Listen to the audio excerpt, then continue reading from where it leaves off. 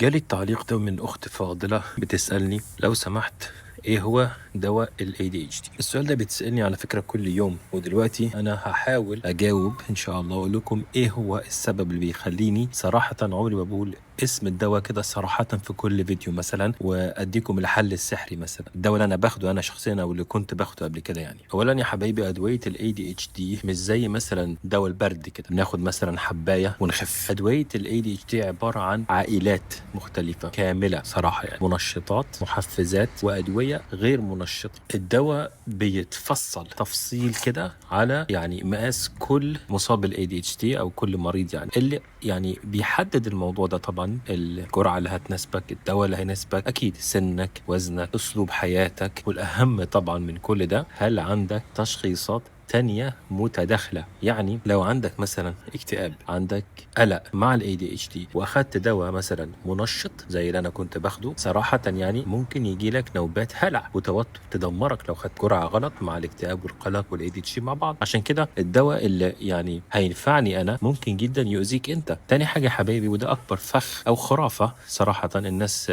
بتقع فيها، هو انهم فاكرين انه الدواء ده مثلا هيخلق نوع من الإرادة عندهم، او مثلا هيغير حياتهم يعني 180 درجة فجأة كده ويجيب لهم إرادة وقوة وعزيمة. لا خالص، دواء ال ADHD عامل بالظبط زي النضارة كده، نضارة النظر يعني اللي انا لابسها دي، النضارة بيوضح لك الرؤية، بيوقفك على أرض صلبة، خليك كده تعرف تشوف الحروف اللي قدامك كويس. بس هل النضارة هتقدر مثلا تجبرك او توديك مثلا تقرأ كتب مثلا بدالك انت؟ لا طبعا، اكيد لا، انت اللي لازم تروح بنفسك تقرأ الكتاب. فالدواء ده هيديك تركيز، هيظبط الدوبامين في دماغك وكده، بس اللي انت لازم يعني تعمله انت اللي تختار بقى هتوجه التركيز ده والدوبامين ده فين وفي ايه بالظبط. تالت حاجه حبايبي، خطوره المنشطات دي على فكره كمان من غير نظام حياه بتعمل مشكله بجد. لو انت اخدت مثلا دواء منشط مثلا زي الريتالين، زي ادرال، زي الفانسا، زي كونسرتا وكده، وانت مثلا نومك متلخبط، اكلك غلط، ما عندكش مثلا خطه واضحه ليومك، دراسه، شغل، حاجه انت بتعملها يعني مش عارف تعمل ايه، تعرف ايه اللي هيحصل؟ الدواء ده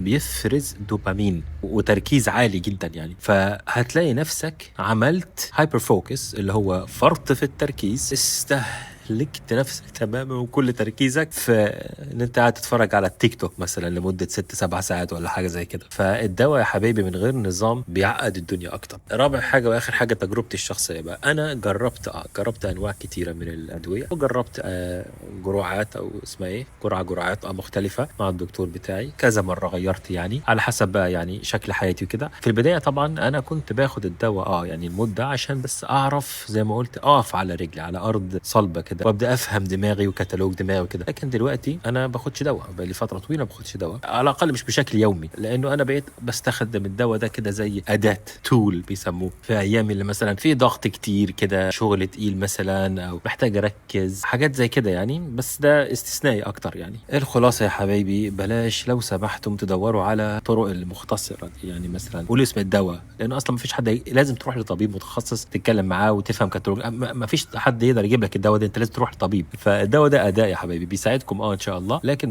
مش عصا يعني عصايه سحريه يعني زي ما بيقولوا، يعني هتعيش بدالك، انت لازم تعيش. فيا ريت السؤال ده بس يكون مفهوم، انه الدواء ده مش يعني نوع من العلاج لل ADHD، الدواء ده أداة بيساعدك. فلو انت مش هتساعد نفسك الدواء ده هيتعبك. ده نصيحتي انا من تجربتي، والله اعلم. بحبكم جدا في الله، وشكرا على حسن الاستماع. نراكم في الفيديو القادم ان شاء الله. انا اخوكم انس، السلام عليكم ورحمه الله وبركاته.